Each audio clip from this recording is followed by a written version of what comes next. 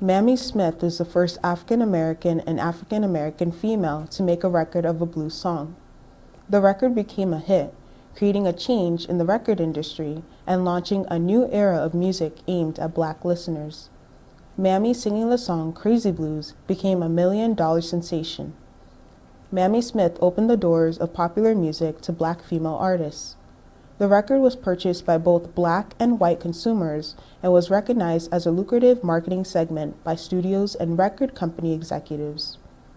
During the 1940s, Mamie made appearances in African American films. Mamie died in Harlem in 1946. Martin Luther King Jr., born January 15, 1929, in Atlanta, Georgia, was where a hero was born. Graduating college from Morehouse and later in 1954 becoming a pastor of a church in Alabama, finishing his education 1 year later at Boston University after receiving a doctorate. But we know him as the leader of the civil rights movement. For years, Black people were treated unfairly and unlawfully, and Dr. Martin wanted to fix that. His way of protesting with peace showed his character. Even when police would attack innocent people who were nonviolent, he and his supporters stayed strong.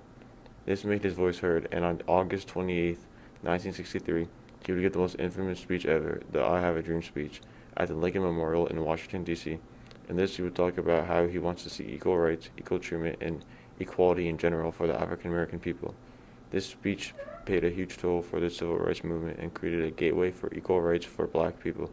Sadly, only 5 years later, Martin was shot and killed on April 4, 1968. However, what MLK accomplished will never be forgotten, and it will be treasured for generations to come. Shirley Chisholm is the first Black woman to serve in the U.S. Congress. She began working with the local political organization.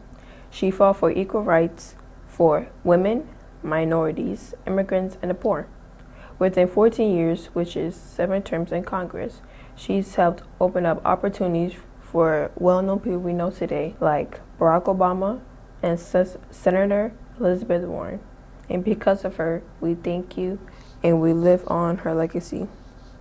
Eartha Kit was famously known to be an African-American actress as well as a singer who rose to become an icon later in today's world.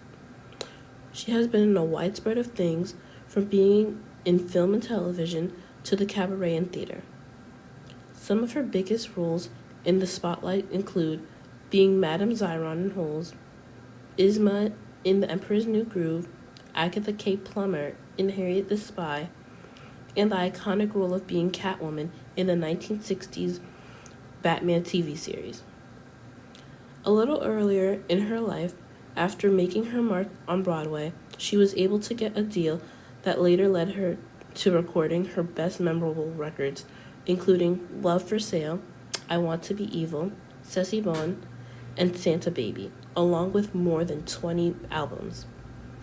Not only was she known to do all of this, but spoke bluntly about being against the Vietnam War while attending the White House for a luncheon hosted by Lady Bird Johnson, and being a vocal advocate for same-sex marriage. On November 14, 1960, Ruby Nell Bridges changed everything for African Americans in education. She was the first African American child to desegregate William Frantz Elementary School, a predominantly white school. She created the idea of bringing white and Black children together in a single school. She proceeded to graduate high school and got an honorary college degree from Connecticut College. The same year, she had a book be written about her. At 6 years old, Ruby's bravery helped pave the way for civil rights actions in the South.